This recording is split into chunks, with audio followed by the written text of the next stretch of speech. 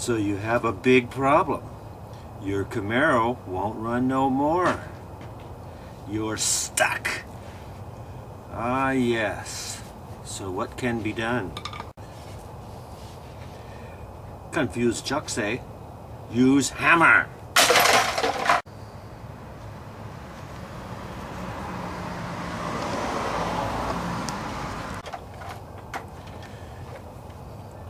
Actually, sometimes a hammer will do the job for you. I've used this before in racing with my Holley electric fuel pumps. These fuel pumps are mounted in the gas tank from the top, and usually the bottom of the pump contacts the bottom of the tank. And if you get underneath there and hammer, sometimes that will jolt that motor into running again. Might get you home. Might even fix the problem. Hey there. Alrighty, let's get down to business here. We are working on a 2002 35th anniversary Camaro, and it's winter time over here in Portland. I've done one before, and it was a 95 Z28, but that's a different deal. This one's a convertible, and the hole goes in a different place. There's not much out there about it, so I thought, well, I better make another vid. So this is the trunk area of this Camaro here. So you can see it's just a little trunk. It's convertible, not as much room to work, and the hole is in a different location. Since '99, I guess there must be a plastic tank underneath here. Whole different setup, and the location is here instead of way up there like in the earlier Camaros from '93. So we're cutting this hole open here. I've rigged up my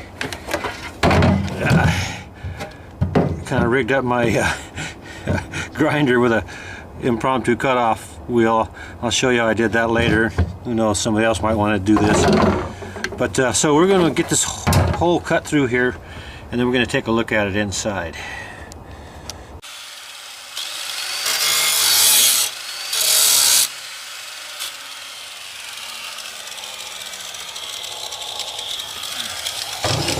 Alrighty, let's see what we got here.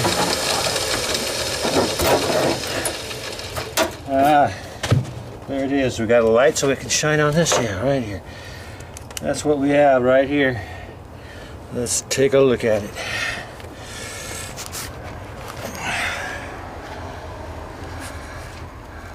Alright, this one's all dusty. So that's what we have to take apart right in here. Get this out of here. My hole's a little bit bigger than it needed to be, it looks like.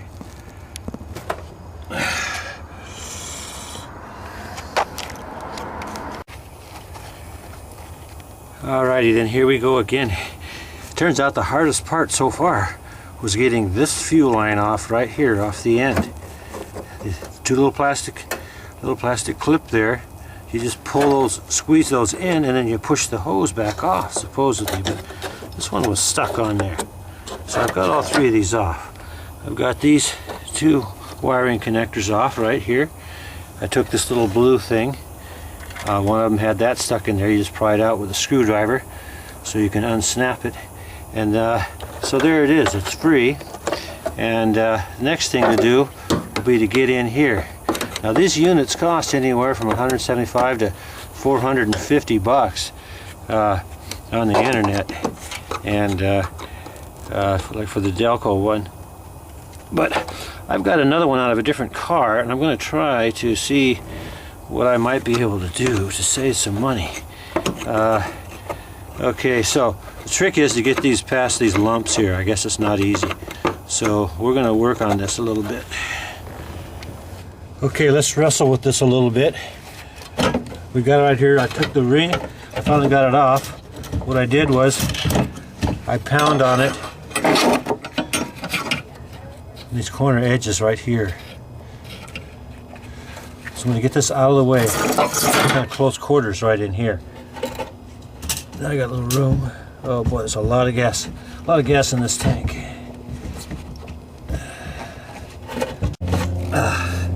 Here we go. There's going to be a float down here. Gotta get it out. Man, this thing's got a lot of gas in it. It's filled all the way up to the top with fuel. Let's see here. There. How about that? Still got fuel coming out of the inlets too. Get it all out of there. All I can.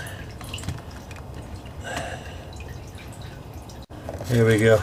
Yeah, this tank unfortunately is mostly full. I drove it about 60-70 miles before it quit after I filled the tank. Alright, there's the unit.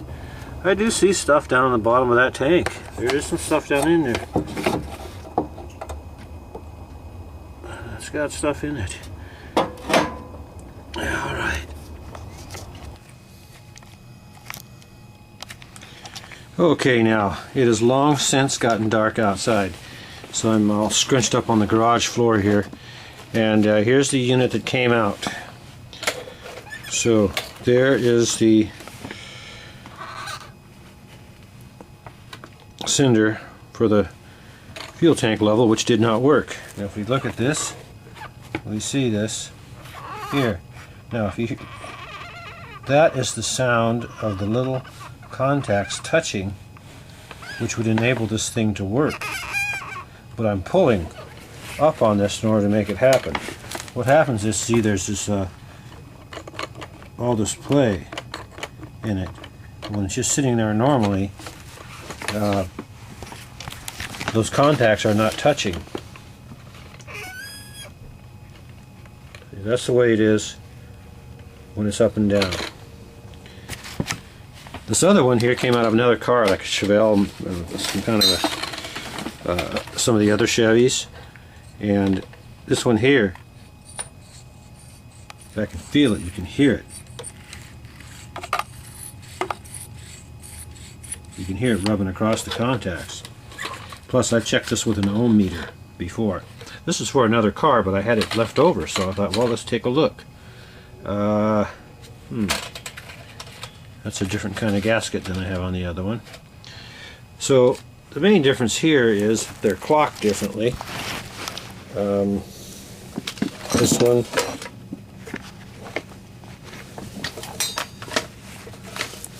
sits about like this, and all these are coming out this way, whereas this one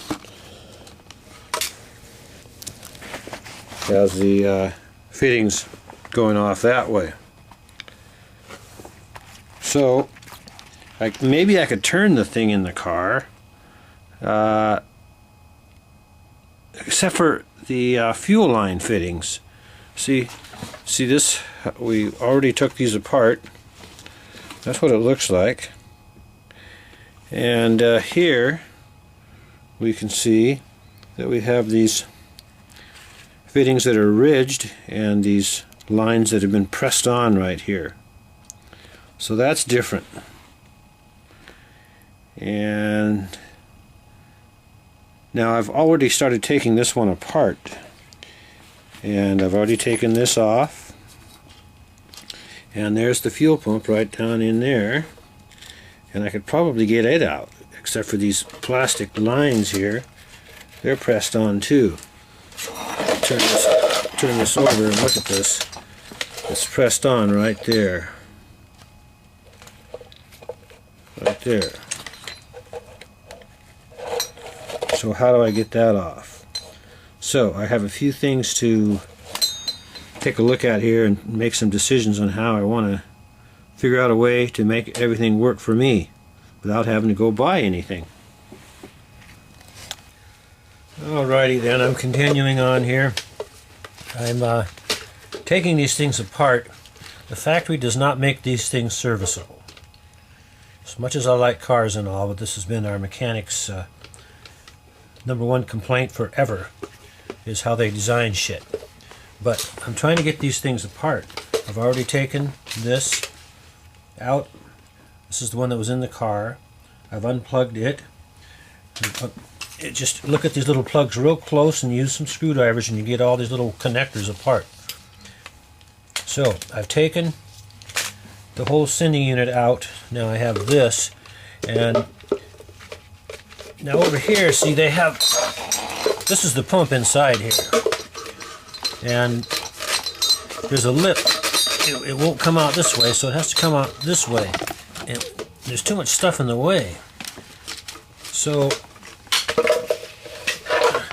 let's try this one. See the problem, if you want to try this one, they've got this plastic thing on here holding it tight. So the pump won't move at all. Now, let me try to get a screwdriver in here and see if I can get the sock off the end here. It's press fit on the end. Yeah, it's going to come off. Alright, I got it off. See, that's what the end looks like. There's a little check valve in there.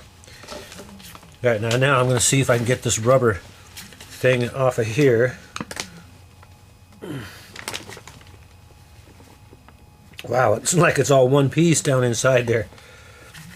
Huh. You pukes. You pukes. God damn it.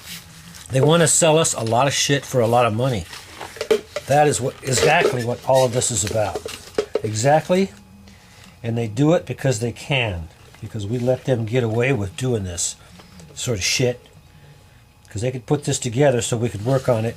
They could make this so we could get this pump out of here. But they don't. Alright. I just got it to lift. There. Alright, let's see here now. The other problem is these things are sweated on here. Right there. Can't get them off. Both ends, same way. So. Oh, it's not coming out of there. This thing here gets all bound up. Right there. Keeps it from coming out. So we've got to figure out a way to get it out of there.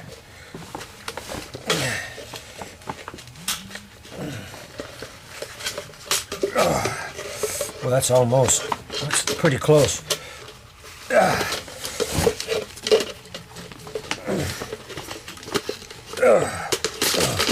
Look at that. There it is, dangling right there. I got it out of there. Okay, you can see this thing has the main fuel inlet sweated on there. And then this little tiny black one, and it's also sweated on there. And that's evidently some kind of a bypass. It goes down into this and down through a one-way check valve, and then it evidently goes out through this sock here on the bottom. So that's something new they've instituted. See, here's one of the older pumps, come out of a 95. It doesn't have that extra line hooked to it. So, alright, so that's what it looks like. Alright, does this plastic sleeve come off of here? Yeah, it does. Okay, we got that off. There's our pump. Alright, so now what do we do about these permanent line installations here? That's the next thing to think about. You know what? I'm looking at this. That's almost looking like that's some kind of a little clamp right there. I'm going to take a razor to this and see if that might be right.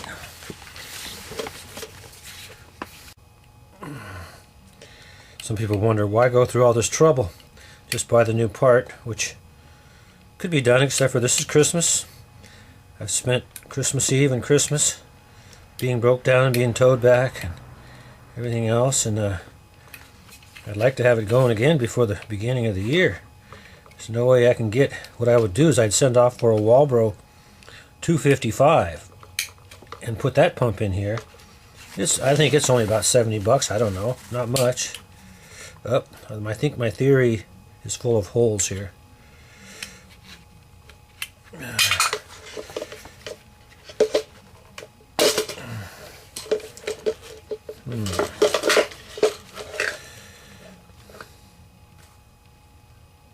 Well, if I've done that. Yeah, see, all it is just a, well, just a barbed fitting. That's all that is. Okay. Well, I probably shouldn't have sliced it so far. If anybody else wants to try this, only slice a little bit of off the end and then try to get it off. Because I sliced this about a ½ an inch here.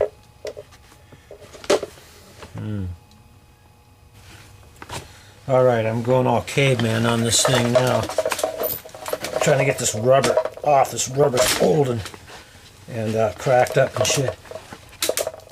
So it won't slide off as easy as that other one did. There we go. So I kind of cut off some of the razor blade and got in there with a screwdriver and everything. And let's get this out of here.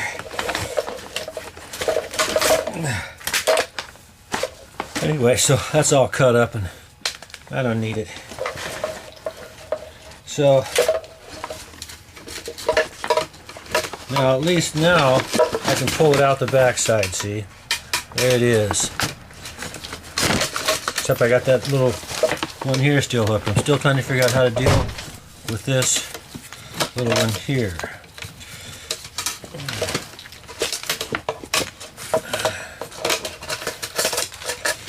And what I did on this end was I took this off from the top end and pried it off and made a mess of it. Okay. Alright, well, I'm keeping at it. I've gotten both of them out now. Got this one out, which is, this is the good one. I'm going to test these too. I left this end intact and got that. So now the other one I was able to pull, I was able to really work hard and get this one to slip off of this one here. Off that little tiny fitting. So I got it off. So I have 2 pumps in hand now. It's getting pretty late. I'm about ready to call it quits tonight. I'm getting kind of cold and stiff working out here. Alright, now I have a menagerie here. I'm at the back of the race car where there's a battery, fortunately. So I've got this all rigged up. And what I'm going to do is, the terminals are labeled positive and negative, fortunately. So I'll put this down in the water. Try it. So that's not a lot. Quite a bit came squirting out this bypass, little tiny fitting, and about a foot stream comes out of here.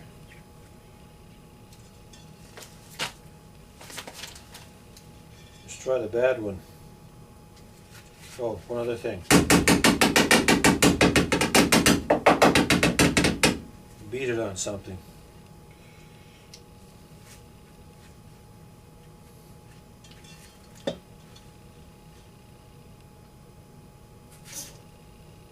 I got a little bit. All I got was just a little tiny squirt. That's the problem with this. It would only work momentarily and then quit. Not super high pressure. If this was a Walbro, this test would shoot all the way to the ceiling.